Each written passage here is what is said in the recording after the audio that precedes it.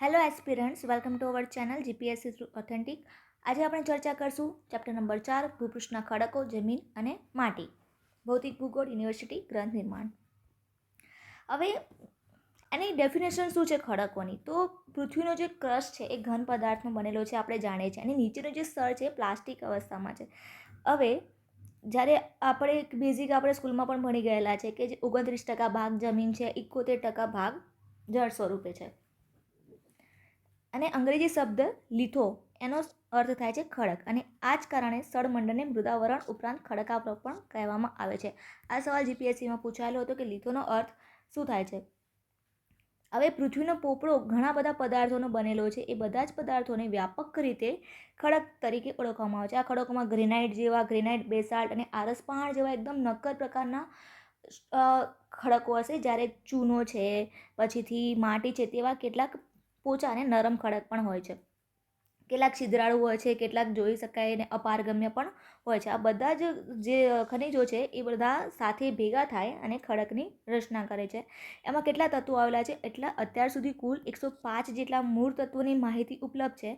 અને જે મુખ્ય જે તત્વો છે 8, તે આ પ્રમાણે છે. મુખ્ય 8 તત્વો કયા કયા છે તેના વિશે જીપીએસસી અવારનવાર સવાલો પૂછે છે. તો આ જે 8 તત્વો છે, ઓક્સિજન છે, સિલિકોન છે, એલ્યુમિનિયમ છે, લોહ છે, કેલ્શિયમ, સોડિયમ, પોટેશિયમ અને મેગ્નેશિયમ. હવે આપણે જોશું ખડકોનું વર્ગીકરણ. ખડકોને મુખ્ય 3 વિભાગમાં વિભાજિત કરી શકાય. એક તો ઇગ્નિજિયસ રોક, અગ્નિકૃત ખડકો, બીજું પ્રસ્તર ખડકો, સેડિમેન્ટરી રોક્સ, અને ત્રીજું છે રૂપાંતરિત અથવા તો વિકૃત ખડકો.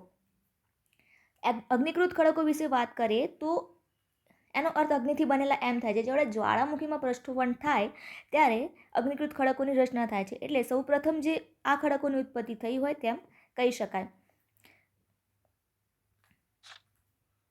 હવે અગ્નિકૃત ખડકો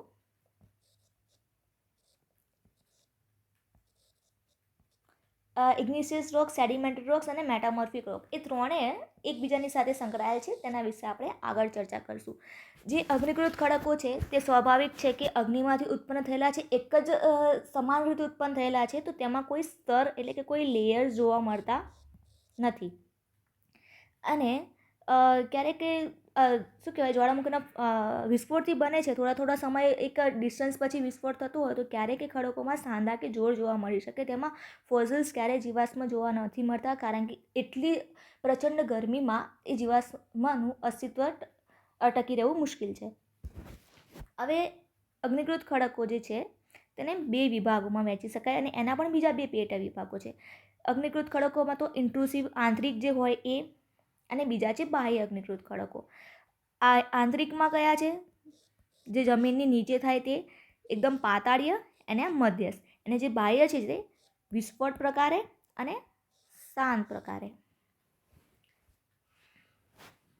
હવે અગ્નિકૃત ખડકોની રચના 2 રીતે મેગ્મા ઠરે. એક તો જમીનમાં ખૂબ જ ઊંડાઈએ તેનો મેગ્મા ઠરી જાય તો તેને પાતાળીય અગ્નિકૃત ખડકો કહેવામાં આવે છે.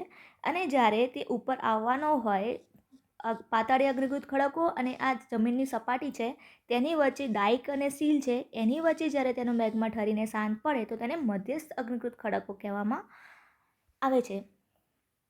એ ખૂબ જ ઊંડાઈએ એ અગ્નિકૃત ખડક ઠંડો પડે છે તો ઊંડાઈ ઓબ્વિયસલી ગરમી ખૂબ જ પ્રમાણમાં હશે, અને ગરમી જ્યારે ખૂબ જ પ્રમાણમાં હોય ત્યારે તેના સ્ફોટક મોટા પ્રમાણમાં સ્ફટિક પડ બને.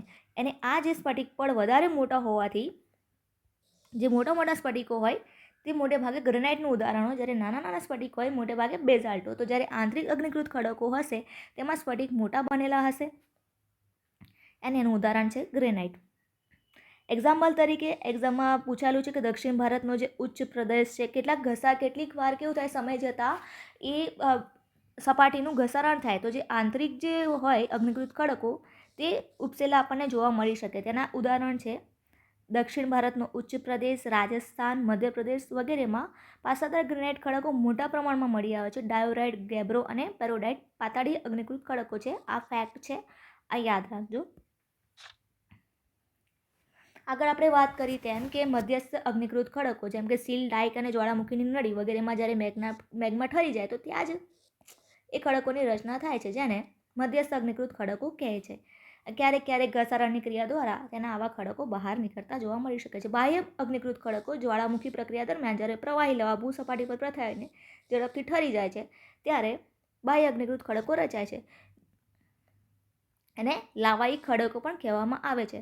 હવે બાહ્ય અગ્નિકૃત ખડકો ઝડપથી ઠરીને રચાય તો એકદમ ઝડપથી પેલામાં શું હતું, આંતરિકમાં ધીરે ધીરે લાવા ઠંડો પડતો અને ગરમીની પણ ખૂબ જ અસર હતી, તો ધીરે ધીરે એમાંથી રચાતા, તો એના કારણે ખડકોમાં સ્ફટિક ખૂબ જ મોટા પ્રમાણમાં જોવા મળતા. જ્યારે બાહ્ય અગ્નિકૃત ખડકો છે એક જ સામટા પથરાઈ જાય છે, તો પથરાઈ જાય છે તો ઝડપથી રચાય તો તેમાં સ્ફટિક પડતા જ નથી, અથવા તો એટલા છોટા છોટા નાના નાના સૂક્ષ્મ સ્ફટિક હોય છે કે જ્યારે આપણને માઇક્રોસ્કોપથી પણ જોવું અઘરું પડી જાય. તો એને એક ઉદાહરણ છે બેઝાલ્ટ.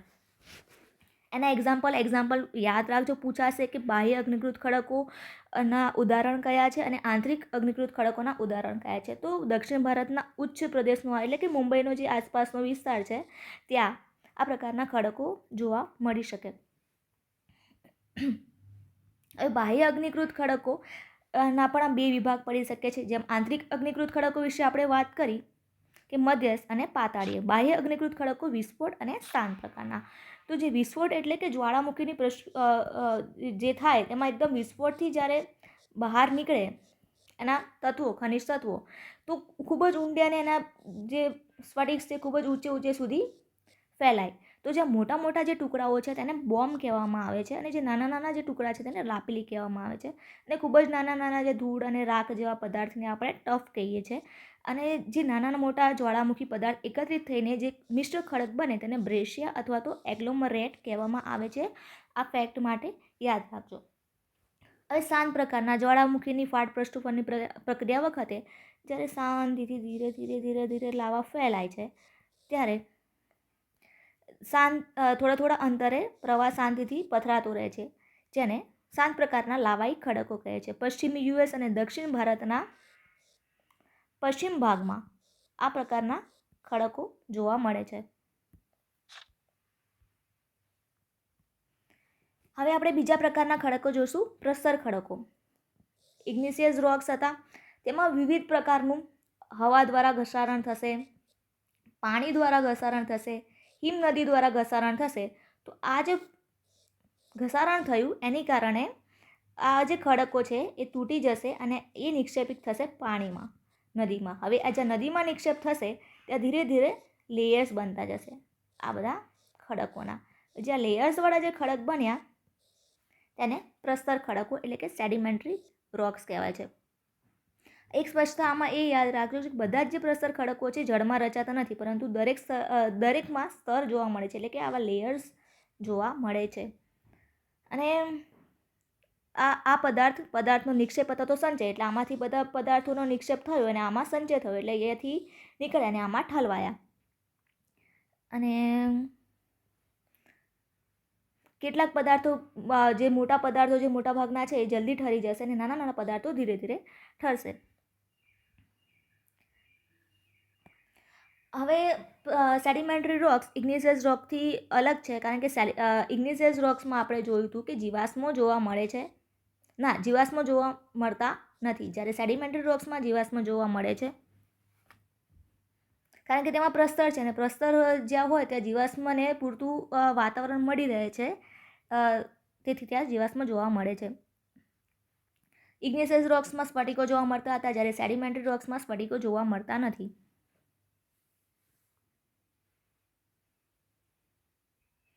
હવે આપણે જોઈએ પ્રસ્તર ખડકોનું વર્ગીકરણ. પ્રસ્તર ખડકોને 3 વિભાગમાં વર્ગીકૃત કરી શકાય. એક તો ખડક પદાર્થ નિર્મિત, ક્લાસિક રોક્સ, રાસાયણિક પદાર્થ નિર્મિત અને સેન્દ્રિય પદાર્થ નિર્મિત. ખડક પદાર્થ નિર્મિત એટલે કે કોક ઇગ્નિશિયસ રોક છે તો તેમાં ઘસારણના કારણે જે ખડકો છે એ આમાં પ્રસ્તર બનાવ્યું, તો એને ખડક નિર્મિત પદાર્થનું ક્લાસિક રોક્સ કહેવાય, જેમાં રેતીના ખડકો પણ હોઈ શકે અને માટીના ખડકો પણ હોઈ શકે.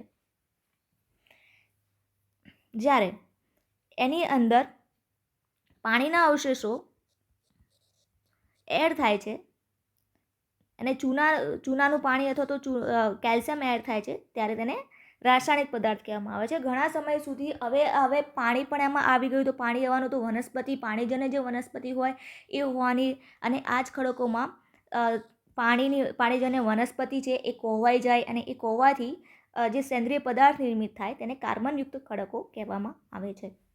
હવે આપણે જોઈએ કે ભૌતિક કે યાંત્રિક વિદારણને પરિણામે ખડકોનું વિભંજન થાય છે અને વિવિધ પ્રકારનો ખડક તૈયાર થાય છે. હવે આ પદાર્થને નદી, પવન અને હિમ નદી દ્વારા અન્ય જગ્યાએ લઈ જાય છે અને સ્થળાંતરમાં ઘર્ષણ ક્રિયાથી આકારમાં નાનો પદાર્થ બનતો જાય છે અને એક પ્રસ્તર ખડકો બને છે. હવે એના એક્ઝામ્પલ યાદ રાખજો. રેતીનો ખડક, શેલ, સિલ્ટ, લોએસ, કોંગ્લોમરેટ વગેરે આ રીતે તૈયાર થયેલા ખડકો છે. અનેક રંગના ખડકો છે. અમુકમાં લો ઓક્સાઇડ વધારે હોય તો તે લાલ રંગનો હોય. જો એમાં ચૂનાનું સંયોજક એડ થાય તો એ સફેદ અથવા તો ભૂખરા રંગનો બને છે. અને આમાં જો સિલિકા પણ એડ થયેલી હોય તો તે ઘસારણ સામે લાંબો સમય સુધી ટકી રહે છે. રસાયણ નિર્મિત વહેતા પાણી સાથે દ્રાવણ રૂપે કેટલોક રાસાયણિક પદાર્થ પણ એડ થાય તો જેમ કે ચીરોડી, પછીથી મેઠાનો ખડક એ આપણા ઉદાહરણ છે. સેન્દ્રિય પદાર્થો આપણે આગળ વાત કરી તેમ વનસ્પતિના અવશેષો પણ તેમાં ઉમેરાય અનુકૂળ જગ્યાએ જમા થવાથી તો ખડકનું સ્વરૂપ ધારણ કરે છે. આગળ જોઈએ કે ઉત્પત્તિના સ્થાન મુજબ જે સેડિમેન્ટરી રોક્સ છે તેને 3 પ્રકારમાં વિભાજિત કરી શકાય. એક તો જલ નિર્મિત, એટલે ઉત્પાદનનું સ્થાન કયું છે, જલ નિર્મિત અથવા તો માટીયુક્ત, કે જ્યારે ખડકોમાં માટી અને સૂક્ષ્મ કણો વધારે હોય તો તેને માટીયુક્ત કહેવાય છે અને જ્યારે તેમાં પાણીનું પ્રમાણ વધારે હોય તેને સરોવરયુક્ત ખડકો કહેવામાં આવે છે. વાયુ, ક્યારેક ઘસારણમાં વાયુના કારણે ઘસારણ થયું અને તેમાંથી પ્રસર ખડકોનું નિર્માણ થયું હોય તો તેને વાયુ નિર્મિત પ્રસર ખડક કહેવામાં આવે છે. હિમ નદીના કારણે થયું હોય ઘસારણ તો એને હિમનદીકૃત પ્રસર ખડક કહેવામાં આવે છે. હવે ત્રીજો આપણો જે ટાઈપ છે એ રૂપાંતરિત મેટામોર્ફિસ અથવા તો વિકૃત ખડક. આપણે ઇગ્નિશિયસ જોઈ ગયા, સેડિમેન્ટરી જોઈ ગયા અને હવે જોઈએ છે આપણે મેટામોર્ફિક. અગ્નિકૃત અને પ્રસર ખડકો, આવા અગ્નિકૃતમાં ઘસારણ થતું તો સેડિમેન્ટરી બનતા, પણ એના કોઈ બંધારણ કે સ્વરૂપમાં એટલું પરિવર્તન નહીં થતું, પણ આનું તો આખું મૂળ બંધારણ અને સ્વરૂપમાં પૂરેપૂરું પરિવર્તન થઈ જાય અને એક નવા જ પ્રકારનું ખડકનું નિર્માણ થાય તો તેને રૂપાંતરિત અથવા તો મેટામોર્ફિક રોક કહેવામાં આવે છે. અને મેટામોર્ફિસનો અર્થ તમને પૂછાઈ શકે તો સ્વરૂપ બદલાવું તેવું થાય છે.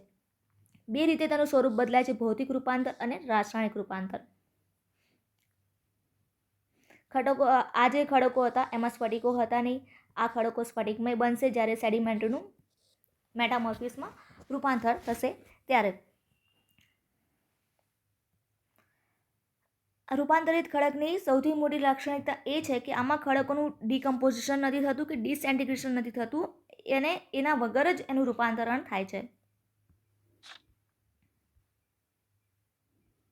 હવે એની વિશેષતાઓ જોઈએ કે ચૂનાનો જે ખડક છે એકદમ નરમ છે, પણ એનું રૂપાંતર થઈને આરસ પહાણનો નક્કર ખડક બની જાય છે જે ઘસારણ સામે ટકી રહે, એટલે અપડેટેડ વર્ઝન એક કહી શકાય આપણે. પ્રસ્તર ખડક જે સેડિમેન્ટરી રોક છે એના વિશે આપણે વાત કરી. સેડિમેન્ટરી રોક છે એ પીગળી જાય અને પાછો ઠરી જાય તો એ પણ પછી એકદમ નક્કર અને સ્તર વગરના બની જશે. તો વિકૃત ખડકોમાં યાદ રાખજો કે ફોસિલ્સ એટલે કે જીવાશેષ જોવા મળતા નથી. જીવાશેષની આપણે વાત કરીએ તો એ ઇગ્નિશિયસમાં જોવા મળતા, એગ્નિશિયસમાં જોવા મળતા નહીં, આમાં પણ જોવા મળતા નથી, ખાલી સેડિમેન્ટરીમાં જોવા મળે છે. હવે આપણે વાત કરીએ ઇગ્નિશિયસ રોક્સ. જ્વાળામુખી જે પૃષ્ઠફળ થાય તેના કારણે ઇગ્નિશિયસ રોક બન્યા. ઇગ્નિશિયસ રોકમાં ઘસારણ થયું તો સેડિમેન્ટરી રોક્સ બન્યા. ઓકે, સેડિમેન્ટરી રોક્સ છે એ અને જે ઇગ્નિશિયસ રોક્સ છે એ બંને જ્યારે મેગ્માના સંપર્ક એટલે કે ગરમ લાવાના સંપર્કમાં આવે ત્યારે વિકૃત ખડકો બને છે, મેટામોર્ફિક રોક્સ. અને જ્યારે આ વિકૃત ખડકો પણ એકદમ વધારે ગરમીથી પાછા પીગળીને ઠંડા બને અને ઠરીને પાછા એ ઇગ્નિશિયસ રોક્સ બની જશે. આમાં પ્રક્રિયા કન્ટિન્યુ ચાલ્યા જ કરે છે. ઇગ્નિશિયસમાંથી સેડિમેન્ટરી, સેડિમેન્ટરીમાંથી મેટામોર્ફિક, મેટામોર્ફિકમાંથી પાછા ઇગ્નિશિયસ, ઇગ્નિશિયસમાંથી પાછા મેટામોર્ફિક. હવે આપણે વાત કરશું જમીન વિશે. જમીન એટલે શું? તો કોઈ ખડક છે તેમાં ઘસારણ થાય છે, કાં તો અલગ અલગ જગ્યા તેનું ઉષ્ણ તાપમાન, વરસાદ એવી એના કારણે એ હિમ, હવા, વનસ્પતિ, જીવજંતુ વગેરેના ખવાણ થતાં ખડકનો જે ભૂકો બને છે અને એક ભૂમિ આવરણ તૈયાર થાય છે. હવે આ જે ભૂમિ આવરણ છે એમાં ખડકોના મોટા ટુકડા, માટી અને રજ જેવો છે એ રેગોલિથ તરીકે ઓળખાય છે. હવે આ જે રેગોલિથ છે એમાં જૈવિક દ્રવ્યો પણ ઉમેરાય છે. એ જ્યારે ઉમેરાય હવા અને પાણી અને જે જૈવિક દ્રવ્યો, ત્યારે તે જમીન બને છે. એના બે પ્રકાર છે, એક ઉપરનું સ્તર છે અને એક ઉપસ્તર તરીકે ઓળખાય છે. જો આપણે આગળ જોઈ ગયા કે તળ ખડકોના ખવાણથી ઉપલબ્ધ થતા અજૈવિક ખનિજો, એટલે કે જે ખડક છે એનું ખવાણ થાય એના કારણે જે ઉપલબ્ધ થતા જે ખનિજો અને જૈવિક વનસ્પતિ અને પ્રાણી દ્રવ્યના સંયોગથી ઉપલેજું અસંગઠિત પદાર્થોનું સપાટી પરનું પાતળું પડ તે જમીન. 5 બાબતો મુખ્ય મહત્વની છે કે તળ ખડકો કયા પ્રકારના છે, ત્યાંનું વનસ્પતિ પ્રાણી જીવન કયા પ્રકારનું છે, ત્યાંની આબોહવા કેવી છે, તેના પ્રદેશનો ઢાળ કેવો છે, તેનો સમયગાળો કેટલો છે, તેને આપણે આગળ વિગતવાર સમજીશું. હવે પહેલે આપણે જોઈએ કે તળ ખડકોમાં મોટે ભાગે ખનિજોનું પ્રમાણ વધારે હોય છે, કે જેમ કે nitrogen, potassium, magnesium, boron, sulphur, phosphorus, calcium, લોહ અને તાંબુ. હવે જ્યારે આનું ઘસારણ થાય છે તો આ જે ખનિજો છે એ જમીનમાં એડ થાય છે. આ જે ખનિજો જમીનમાં એડ થાય છે એ જે આપણા વનસ્પતિ અને છોડના વિકાસમાં ખૂબ જ મહત્વપૂર્ણ છે. તેનાથી જ ડિસાઇડ થાય છે કે કઈ જમીન કેટલી ફળદ્રુપ બનશે કે કઈ જમીન રેતાળ બનશે. જેમ કે જમીનમાં બેક્ટેરિયા દ્વારા નાઇટ્રોજનનું સ્થિરીકરણ થાય છે. પોટેશિયમ જે છે, જે આપણને તળ ખડકોમાંથી ખનિજ મળેલું, એના કારણે પોટેશિયમને સ્ટાર્ચ મળે છે. પાંદડાના વિકાસમાં પણ કેલ્શિયમ અને મેગ્નેશિયમનું મહત્વ છે. હવે વનસ્પતિ અને પ્રાણીઓના અવશેષો, જે વનસ્પતિ અને પ્રાણીઓ સમય જતાં કોહવાય કે સડી જાય તો જૈવિક તત્વો જે નિર્માણ પામે એ જમીનમાં મળે છે અને તેના કારણે સૂક્ષ્મ જીવાણુઓ પેદા થાય છે, જે વનસ્પતિના વિકાસ માટે ખૂબ જ સહાયકારક છે. જૈવિક તત્વો દ્વારા વનસ્પતિને ખોરાક મળે છે. જમીનની ભેજ સંગ્રહની શક્તિ અને ગ્રહણ શક્તિ વધે છે. તેનું ધોવાણ ઘટે છે અને જૈવિક તત્વો જમીન કણોને એકબીજા સાથે જોડાયેલા રાખે છે. આબોહવા પણ ખૂબ જ મહત્વપૂર્ણ ભાગ ભજવે છે. આબોહવા સીધી અસર દર્શાવે છે. જેમ કે આર્દ્ર આબોહવા જ્યાં હશે તે વિસ્તારમાં જમીનનું જે ખડકોનું ધોવાણ ખૂબ જ વધુ પ્રમાણમાં થશે અને જેમ કે સમશીતોષ્ણ છે, ગ્રેનાઇટ નામના ખડકોમાંથી સમશીતોષ્ણ કટિબંધમાં રાખોડી રંગની જમીન, પછી સ્ટેપ્સના પ્રદેશોમાં કાળી જમીન અને ઉષ્ણ કટિબંધમાં લાલ જમીન જોવા મળે છે. જમીનનો રંગ પણ આબોહવા સાથે બદલાય છે. ઢોળાવ પણ ખૂબ જ અગત્યનો ભાગ ભજવે છે. સપાટ જમીન કરતાં ઢોળાવવાળી જમીનમાં વરસાદનું પાણી વધારે ઝડપથી વહી જાય છે, તો એ જમીનનું પાણી જલ્દી નીતરી જાય છે. જમીનના મૂળ સુધી પાણી પહોંચતું જ નથી, કારણ કે વહી જાય છે ઢોળાવવાળી જમીન હોય તો આવી ઢાળવાળી જમીનોમાં ભીનાશ તદ્દન ઓછી જોવા મળે છે અને તેનું તળ એકદમ પાતળું હોય છે. જો વરસાદ સારો હોય તો ત્યાં સારા પ્રકારની જમીનનું નિર્માણ થઈ શકે છે. એનો સમયગાળો પણ એટલો જ મહત્વપૂર્ણ છે. જેમ કે તળ ખડકોમાં જમીનનું જે ધોવાણ થતાં લાંબો સમય લાગે છે અને જમીનમાં લેયર્સ સ્તરો વિકસે છે અને જેને મેચ્યોર જમીન કહેવાય છે. કેટલીક જમીનો ખૂબ જ ટૂંકા ગાળામાં તૈયાર થઈ જાય છે, જ્યારે કેટલીક જમીનોને તૈયાર થતાં ખૂબ જ લાંબો સમય નીકળી જાય છે. જેમ કે એક્ઝામ્પલ લઈએ, જ્યારે દક્ષિણ ભારતની લાવાની કાળી જમીન અત્યાર સુધીમાં પૂર્ણ વિકાસ પામી ચૂકી છે, જ્યારે ટુંડ્ર પ્રદેશની જમીનો અતિશય ઠંડીના કારણે રાસાયણિક ક્રિયા મંદ હોવાથી હજી પણ અપરિપક્વ દશામાં જ જોવા મળે છે. હવે જમીનની સ્તર પ્રથા વિશે આપણે વાત કરીએ કે જમીન પર એક સપોઝ કે આ જમીન છે, એના પર એક ઊભો છેદ મૂકવામાં આવે તો જમીનને 3 પ્રકારે વિભાજિત કરી શકાય: A, B અને C. એ જે જમીન છે તે 25થી 30 સેન્ટીમીટર જેટલી એની ઊંડાઈ હોય છે. એમાં સૂક્ષ્મ કણો હોય છે. ઓકે, જીવસૃષ્ટિ સૌથી વધારે પ્રમાણમાં હોય છે.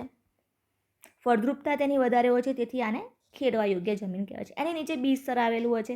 જૈવિક તત્વોનું પ્રમાણ ખૂબ ઓછું હોય છે અને નાના નાના ટુકડા અને કાંકરા આપણે જ્યારે જમીન ખોદશું ત્યારે તમે જેમ જેમ નીચે જ ખોદકામ કરશો તો તમને નાના નાના કાંકરા અને મોટા જમીન કણો જોવા મળે છે. તેમાં ઓછું ફળદ્રુપ હોવાના કારણે જીવસૃષ્ટિના વિકાસ માટે ખાસ ઉપયોગી નથી. મોટે ભાગે આપણે અત્યારે A અને B પ્રકારના જે સ્તર છે તેને ખરા અર્થમાં જમીન કહી શકાય. એની નીચે C સ્તર હોય છે. તેમાં જે તળ ખડકો માટે જે નિક્ષેપ પામેલા જે ખનિજ તત્વો છે તેનો સમાવેશ થાય છે.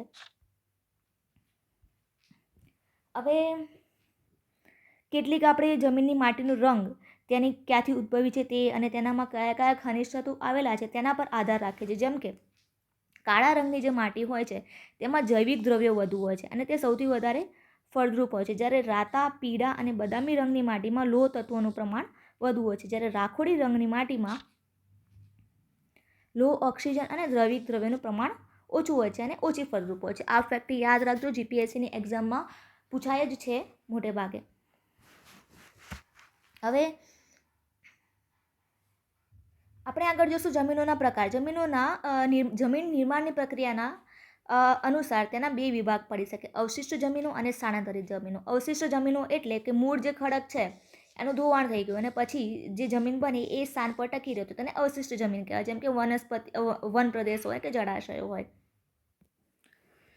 હવે જે આ જમીનની વાત કરીએ તો તેમાં એક જ પ્રકારના ખનિજ તત્વો આવેલા હોય છે. સ્થાનાંતરિત જમીન એટલે કે ઘસારાના પરિબળો, નદી, હિમનદી કે પવન દ્વારા જમીનો તેના ઉદ્ભવ સ્થાનથી બીજી જગ્યાએ પથરાય અને એકત્ર થાય તેને સ્થાનાંતરિત જમીનો કહે છે.